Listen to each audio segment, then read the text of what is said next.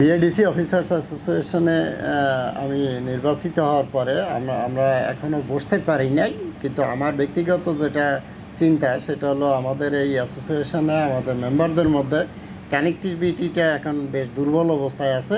এই কানেক্টিভিটিটা শক্তিশালী করা, বৃদ্ধি করে এটাকে শক্তিশালী করা, এটাই হলো আমার প্রাথমিক লক্ষ্য।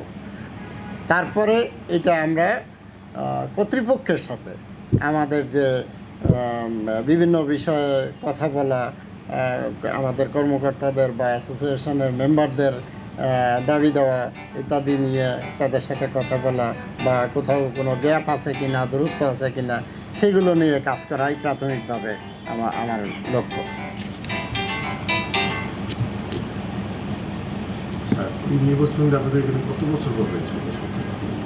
আমাদের এখানে সর্বশেষ নির্বাচন হয়েছিল 2019 সালের শুরুতে।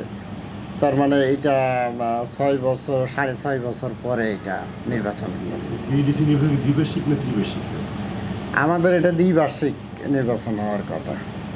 স্যার, যেহেতু আপনি সভাপতি হয়েছেন, যারা আপনাকে ভোট দিয়ে জয়যুক্ত করেছেন আর যারা হতে পারেন না, তাদের প্রতি আপনি কী করতে চান?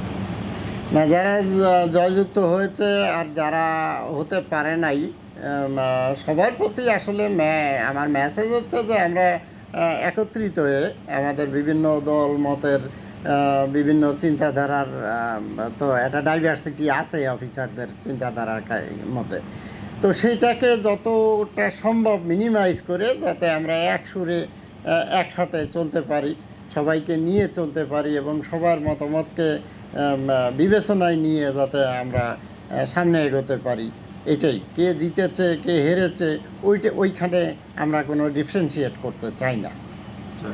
আপনাদের এই সংগঠন যে অ্যাসোসিয়েশনের গভর্নমেন্টের কোনো সহযোগিতা প্রয়োজন আছে তার সাথে কাজ করে এগিয়ে যাওয়ার? হ্যাঁ, এই মুহূর্তে সেটার প্রয়োজন অনেক বেশি আছে। কারণ হচ্ছে আমাদের বিএডিসির আমাদের যে অর্গানোগ্রাম, আমাদের প্রবিধানমালা, আমাদের টিওএনডি, এই ধরনের বেশ কিছু, তারপরে এখানকার অনেক কর্পোরেশনে অনেক প্রতিষ্ঠানে পেনশন আছে, বিএডিসিতে নেই।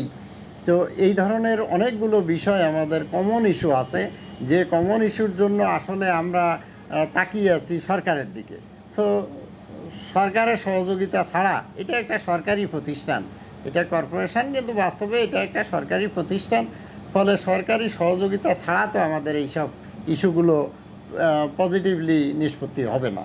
সরকারের সহযোগিতা অবশ্যই এসব ক্ষেত্রে আমাদের দরকার হবে। আমি মোহাম্মদ আব্দুস সাত্তার গাজী।